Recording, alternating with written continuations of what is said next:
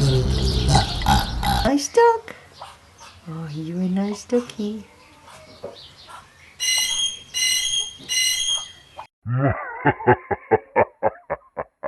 Hello again from Normandy, and I'm not in the forest garden today. I'm at a neighbour's because we're looking after their poultry for the next 2 weeks. Here's a lovely little hen. Well, it's a big hen. It's a Transylvanian naked neck, and part of my job for the next 2 weeks will be to lift her off her eggs every day to make sure nobody's laid underneath her. And in the past, when I've made films about broody hens and chicks and my mother hens, people have remarked on how tame my hens are and how if they tried to touch a broody hen near some eggs, then their hen would peck them. Well, the joke's on me because there's a very difficult task I've got to do. This one's easy. This is Fluffy. I'm still going to try and bond with her. Yes, Fluffy. Because it's important she's going to trust me, but now we'll go and look at a very difficult task. Well, the big problem we've been left with is this duck. I mean, there is an out, because if the worst comes to the worst, there is a cousin of our neighbour who is going to come and wrangle, wrestle this duck. And what's got to happen is that when the eggs begin to hatch, or rather when they have hatched, we've got to move the duck and the ducklings to the new luxury apartments with her friend duck up there. I'll show you that in a minute. And this duck is vicious. In fact, I've seen the wounds on my neighbour's arm and they are not pretty.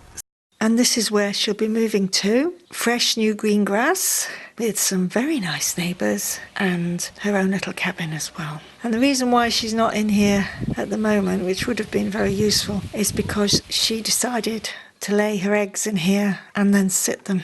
And she did this in the hen house, and it was too late by the time she got herself ensconced in there for them to do anything about it.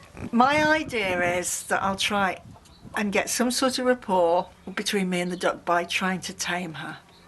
I don't know if it's going to work. Obviously we're going to do it at night. We're going to move her, and I'm going to try and move her. I would move her now because it would be a good idea to move it now, because trying to move a mother and separate her from her ducklings is not a good idea. But the problem will be if we move her now, she will try to get back to this nest. She will not immediately understand that where we've moved the eggs to is her new nest. She will try and get back for at least 24 hours. In my experience, a bird will go back to the original nesting site and she will desert the nests the eggs where you have left them.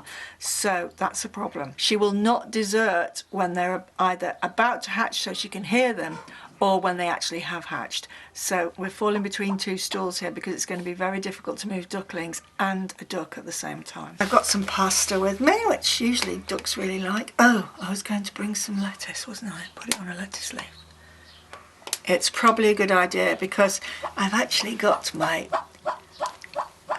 motorcycling gloves on, which I hope are going to be strong enough to withstand this duck. So I'm going to go and get a leaf, a cabbage leaf. I'm going to show her the pasta on the leaf and hope that she will accept that from me. And I am hoping that the way to a mother duck's stomach, no, the way to a mother duck's heart is through her stomach. So I'll be back in a minute. So the challenge in this mission impossible is for me to tame this duck in the next 15 days so I can move her. So let's see if she'll go for the pasta. And not for me. Oh. And although this duck is French, I'm still going to speak to her in English because I think it's more the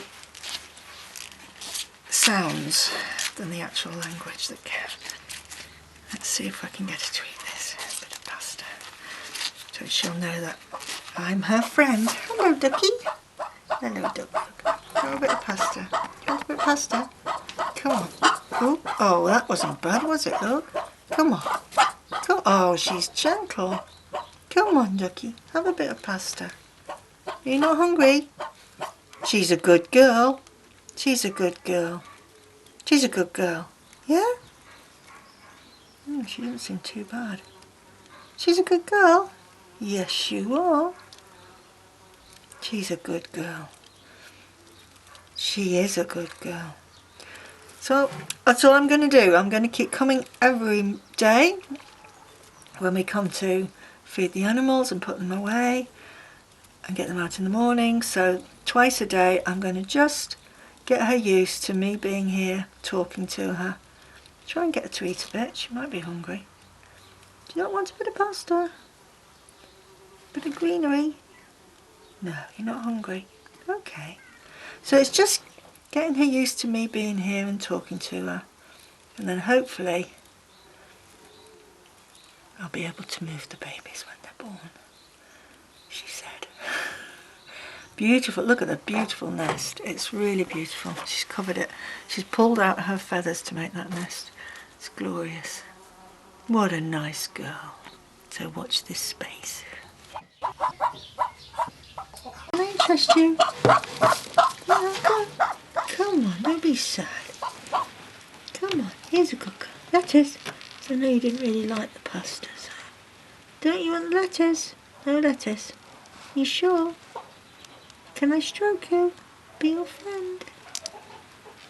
Okay, try a bit of stroking, but I don't know that's going to work. Oh, no, you're not. Okay, I'm just going to be gentle. That's a good girl. Yes, she's a good girl. She's a nice girl. Yes, she's a good girl. She's a nice girl. She's sweet. Yes, you are. No, I'm not touching you. I'm not touching your eggs. Just saying hello. She's a good girl.